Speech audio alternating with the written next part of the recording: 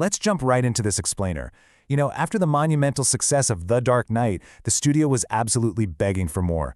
But director Christopher Nolan, he was actually pretty hesitant to even make a third Batman film. He didn't just want to keep the franchise going forever on autopilot. He had this great way of putting it. He said that rather than infinitely blowing up the balloon and expanding the story, viewing it as a story with a definitive end was actually the most useful way to approach it. That was his compass.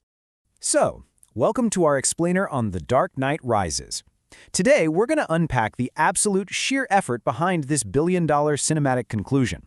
We'll be exploring how Nolan and his crew brought this massive epic to life, the wild practical effects they actually managed to pull off, and the pretty complex real-world legacy the film left behind. Here's our roadmap for the explainer today. We're looking at the reluctant return, forging a new nightmare, pushing cinematic boundaries, triumph and tragedy, and wrapping it all up with its cultural legacy. Let's get into it. Starting right off with Part 1, The Reluctant Return, focusing on a deeply hesitant visionary.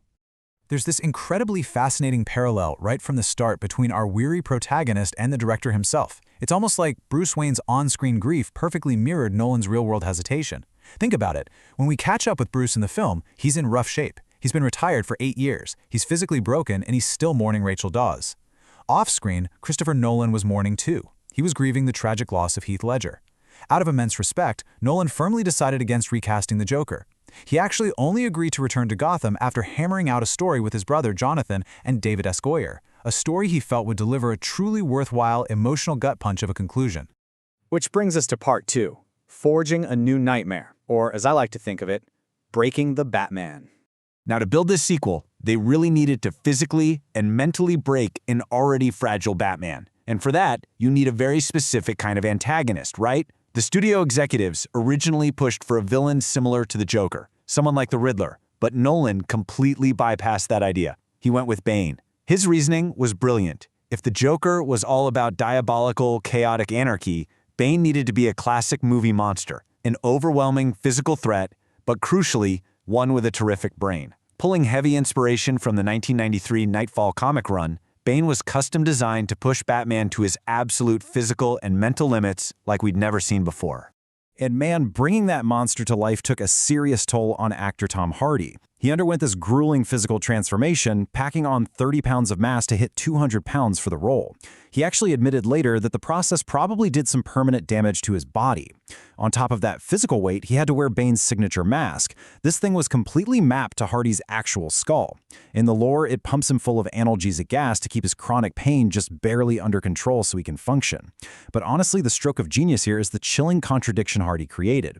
You have this massive, menacing, militaristic physique paired with that muffled, cultured, almost theatrical voice, which he famously based on the real-life bare-knuckle boxer Bartley Gorman. Just wild.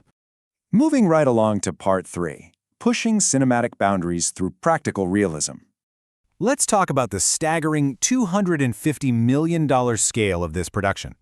Nolan is famous for insisting on practical realism over digital effects, and he wanted this epic to feel huge. He ended up shooting over an hour of the film, more than 60 minutes, using these incredibly heavy, super high-resolution 70mm IMAX cameras. Why go through the hassle? Because for Nolan, IMAX is the absolute gold standard of image quality. He even bypassed the whole 3D trend entirely to focus on it. But it was definitely a hassle. Those cameras are notoriously noisy. So noisy, in fact, that almost all the dialogue shot on IMAX had to be completely re-recorded and dubbed later in post-production. And to match that immersive visual scale, the production literally globetrotted. They wanted real, epic, physical locations, not just a bunch of actors standing in front of green screens. They used Walletton Hall over in the UK for the newly rebuilt Wayne Manor, and they constructed this massive, flooded Batcave set in Cardington. When Bruce Wayne gets trapped in that desolate underground prison, they actually traveled all the way to Jodhpur, India, because that forbidding landscape perfectly captured the utter desolation they needed. But my personal favorite has to be the Gotham Rogue Stadium sequence. They took over Heinz Field in Pittsburgh, brought in over 11,000 live extras, and even used several real members of the Pittsburgh Steelers football team for that explosive scene. Oh, and we absolutely can't forget about Batman's new ride, the Bat. Nolan didn't just want to paint a flying vehicle into the sky with CGI, no way. The special effects team engineered this incredibly elaborate series of practical rigs to make a giant physical prop actually fly. Taking design cues from military hardware like the Apache helicopter and the Harrier jump jet, they literally hoisted this massive prop up on high-tension wires, suspended it from cranes and actual flying helicopters, and even mounted it on a custom-built, hydraulic-controlled vehicle to simulate it careening through the streets of Gotham. It is movie magic at its absolute finest. We pivot now to Part 4, Triumph and Tragedy. We'll look at the incredible box office success and the terrible heartbreak tied to it. Upon release, the film achieved unprecedented financial success. The numbers really speak for themselves here. Off an estimated gross budget of around $250 to $300 million, the movie went on to gross over $1.115 billion worldwide. At that time, it was the 7th highest grossing film ever made, and to this day, it remains the highest grossing Batman film on the books. Audiences everywhere were clearly flocking to witness this highly anticipated conclusion. But amidst all that triumph, we have to somberly acknowledge the absolute heartbreak forever linked to this film's release. On July 20, 2012, during a midnight showing in Aurora, Colorado, a gunman opened fire inside the theater. 12 people were tragically killed and 58 others were injured. It was an incredibly appalling, senseless crime that led to the cancellation of premieres in Paris, Mexico, and Japan out of respect for the victims. The tragedy struck a deep chord with Christopher Nolan, who released a devastated statement. He emphasized that the movie theater is an innocent, hopeful place built on shared experiences, and having that sanctuary shattered by such an unbearably savage act was just deeply devastating to him. Finally, we arrive at Part 5, a complex cultural legacy, focusing on how the film became a sort of political Rorschach test. So, in the aftermath of its release, what's truly fascinating is how wildly different audiences interpreted the film's underlying social message. It essentially acted as a political Rorschach test. On one side, some progressive commentators, and even folks from the Occupy Wall Street movement, saw the film as anti-Occupy propaganda.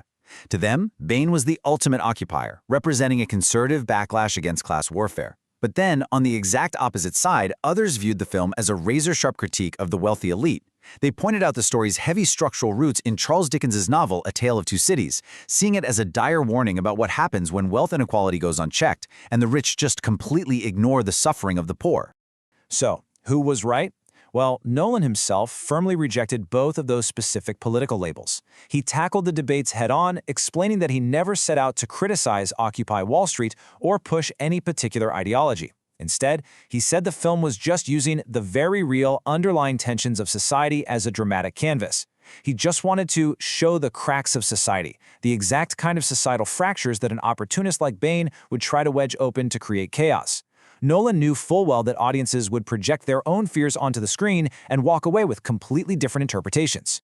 Which brings me to the final thought I want to leave you with today. How does a massive blockbuster superhero film manage to reflect these societal cracks so vividly that people from completely opposite ends of the political spectrum see their own realities and their own fears mirrored right back at them? It's pretty amazing when you think about it. The true power of this epic conclusion isn't just the giant IMAX explosions or the terrifying villains, it's in how flawlessly its fictional chaos reflects our very real, very complex world. Thanks so much for joining me for this explainer on The Dark Knight Rises. I'll catch you next time.